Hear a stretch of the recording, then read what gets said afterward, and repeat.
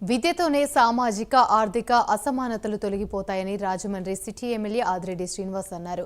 Rajahmundry దానవయపేటలోని SKVT స్కూల్లో నేను బడికి పోతాను కార్యక్రమాన్ని ఆయన ప్రారంభించారు. గత ప్రభుత్వం నాడు నేడు పేరిట నాణ్యత లేని పనులు చేసిందన్నారు. దివాలా తీసిన బైజూస్తో ఒప్పందం చేసుకున్నారని విమర్శించారు.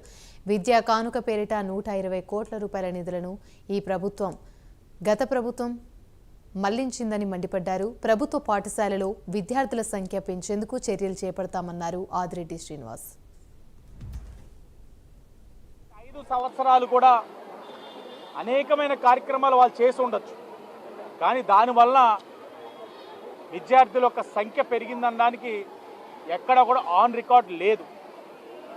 నాడు నేడే చూడండి, రాజమండ్రిలో నాణ్యత లేని పనులు మనం చూసాం. అలాగే బైజూస్ సంస్థతోటి టైఅప్ చూడండి. ప్రభుత్వం బైజూస్ అన్నది దివాలా ఎత్తిన వ్యవస్థ. మీరు చూసినట్లయితే national commission for protection of child rights Byju's వారిని సమన్ చేసి వాళ్ళ యొక్క క్రెడిబిలిటీని కూడా క్వశ్చన్ చేసిన దాఖలాలు మనం చూడొచ్చు.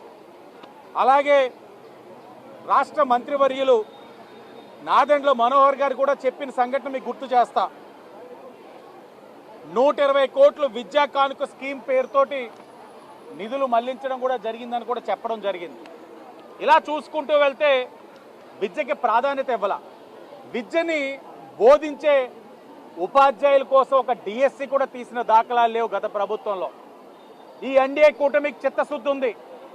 వచ్చిన వెమ్మటనే విద్యార్థులు రాణించాలంటే ఉపాధ్యాయుల యొక్క సంఖ్యను పెంచాలని మొదటి సంతకం మెగా డిఎస్సి పైన పెట్టి ఎన్డీఏ కూటమి వారి యొక్క చిత్తశుద్ధిని నిరూపించారు.